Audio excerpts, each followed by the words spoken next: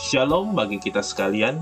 Pada video kali ini kita akan belajar tentang bagaimana sejarah dari Injil atau sejarah kekristenan dapat masuk di tanah Sulawesi Tenggara.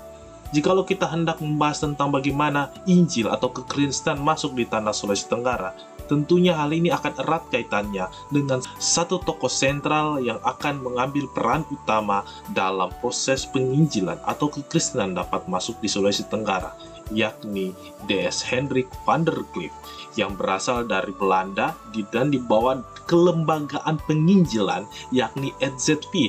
Dan ketika D.S. Hendrik van der Cliff datang ke tanah Sulawesi Tenggara, ia tidak datang sendiri.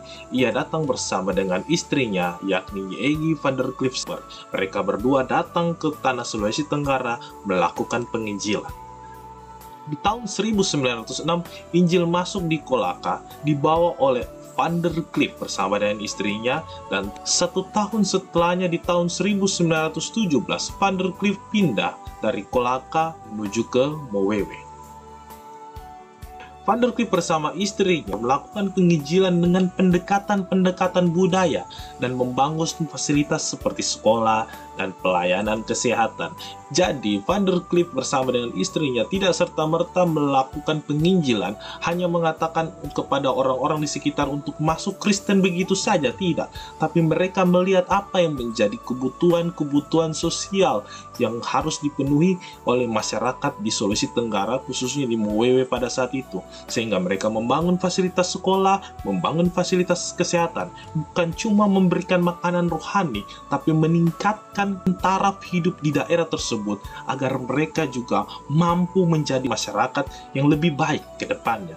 Selain membangun fasilitas kesehatan dan sekolah, istri dari Van der Cliff juga mengajarkan tentang bagaimana melakukan keterampilan dalam kecantikan, dan begitu juga Van der Cliff mengajarkan bagaimana cara berkebun dan bagaimana cara mengelola sumber daya alami yang ada. Kemudian pada tahun 1918 di Mowewe dilakukan pembaptisan perdana atas murid-murid dari Van der Cliff.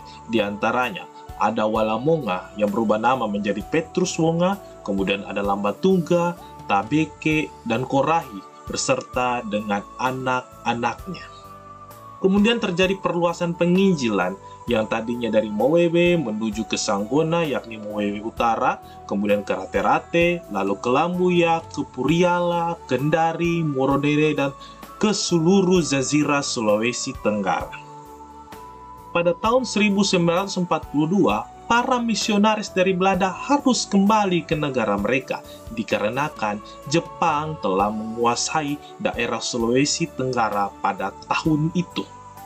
Agar pekabaran Injil terus dapat berlangsung, maka sebelum D.S. Hendrik van der Cliff memutuskan untuk meninggalkan Jazirah Sulawesi Tenggara, maka beliau melakukan pentabisan kepada guru-guru Injil yakni orang-orang pribumi agar mereka dapat melanjutkan misi penginjilan atau mengajaran kekristenan kepada orang-orang yang berada di Jazirah Sulawesi Tenggara.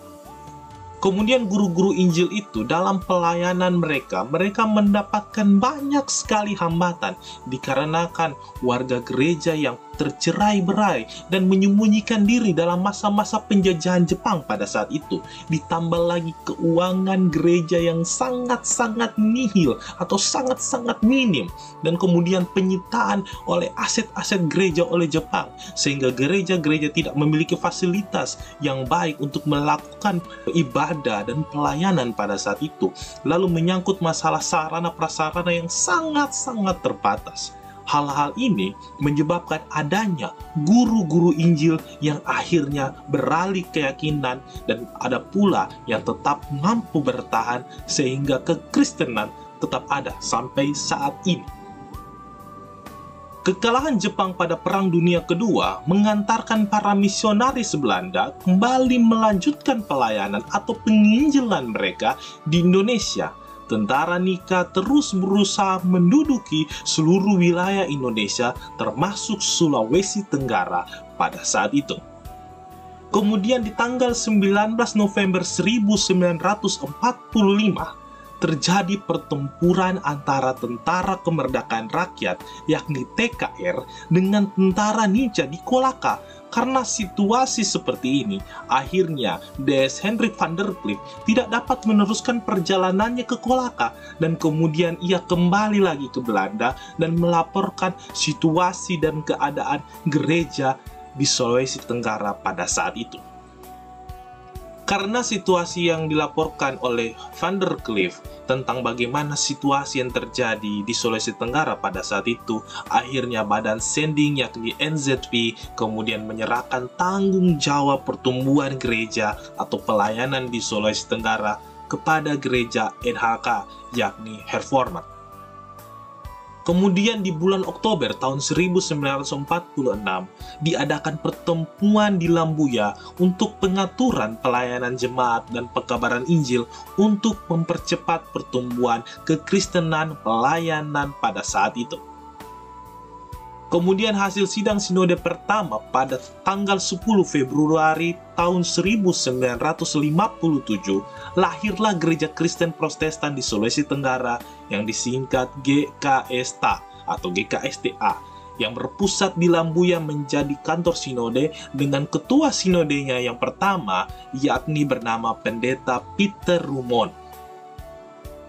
Kemudian pada sidang sinode yang kelima, GKSTA atau GKSTA berubah nama menjadi Gereja Protestan di Sulawesi Tenggara Cape Sultra. Hal ini disebabkan karena ada kesamaan nama antara GKSTA, antara Gereja Sulawesi Tenggara dengan Gereja Sulawesi Tengah. Akhirnya pada saat itu diputuskan gereja di Sulawesi Tenggara berubah nama menjadi Cape Sultra. Jikalau teman-teman atau Bapak Ibu yang menyimak video ini ingin mengetahui tentang sejarah kekristenan masuk di Sulawesi Tenggara lebih dalam dan lebih rinci, dapat membaca atau membeli buku yakni Dipanggil, Diutus, dan Diberkati. Di dalamnya buku tentang bagaimana Hendrik van der Cliff bersama dengan istrinya melakukan penginjilan di Sulawesi Tenggara. Sekian dan terima kasih. Shalom.